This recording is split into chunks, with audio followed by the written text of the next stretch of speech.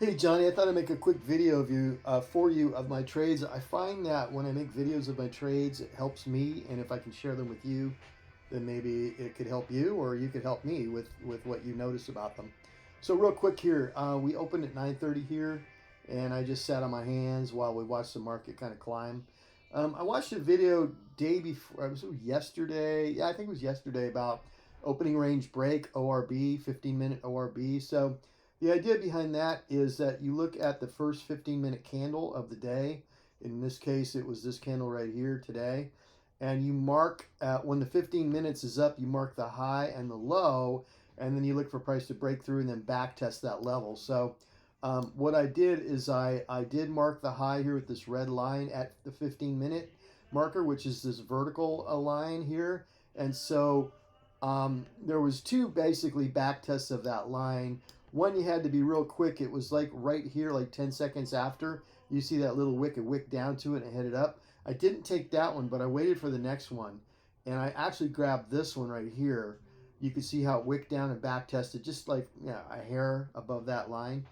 And then I grabbed it right here at 96.75, but I messed up because I usually buy 20 contracts and then sell 10 right away and then ride the other 10. Well, for some reason, it was the first trade of the day. I wasn't thinking clearly, and I only grabbed 10 contracts. I only clicked one time for one 10 contract purchase.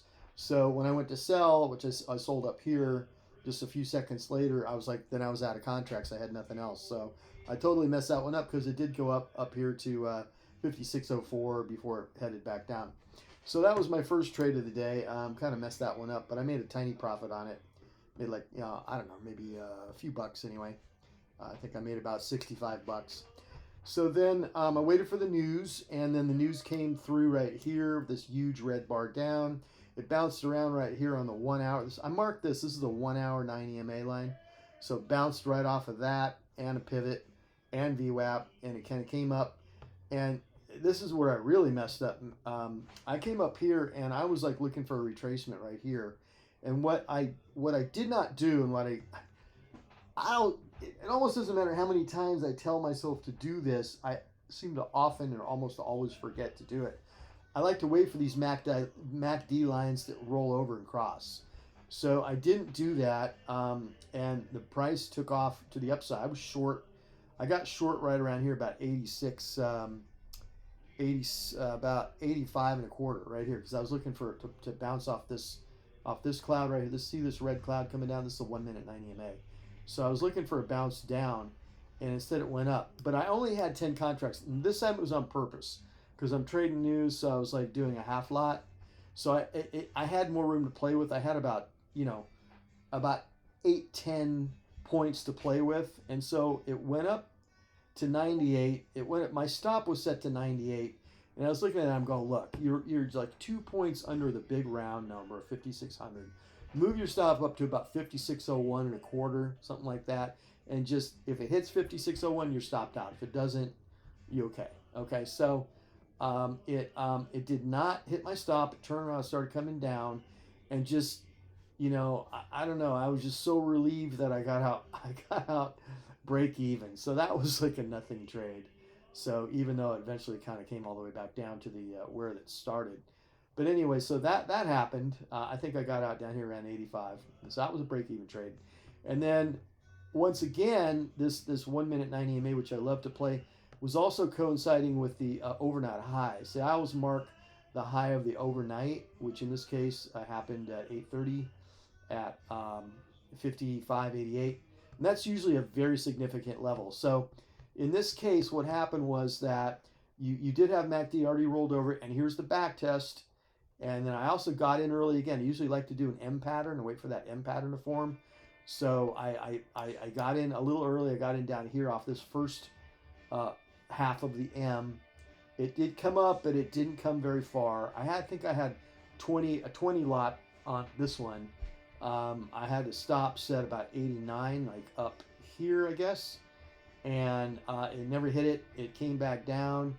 And I took half off at about 83 or so, and then I rode the other part down all the way down here, and then when it bounced, I had a stop set at 78, hoping for more, but it took me out 78. So between all that, I made you know, 66 bucks per contract, so 10, I mean per account, so 10 accounts, so $660 on the day, and it was full of mistakes. You know, like this was a well placed trade, but I only got in half, so I didn't get to realize the full benefit of that. Then here the mistake was I got in early before the MACD folded over, and then I basically got out flat. I should have waited till up here, and I would have been able to get in at this wonky M right here, and then taking it down. And then on this one, my mistake was I didn't wait for the full M. Now I got lucky and got out. Got out without being stopped out, but I should have just waited for the full M. And here I made a mistake. Well, I should have just covered right here at this major support here where you have this major bounce here. And I should have just so every single part of my trading today was filled with mistakes, but because I have a little bit of experience, I could make up for some of those mistakes and kind of get out flat, or like adjust things just to stop to where it probably wouldn't go over, that kind of stuff. So managed to make money, but that's trading. Like, at first your mistakes cost you every single time. Later your mistakes don't quite cost you as much because you can kind of modify things as you go. But then I think when you get to be a really good trader, you don't make mistakes, and so you just make more money because you're not making mistakes. But anyway, that was my day. I just thought I'd share it with you.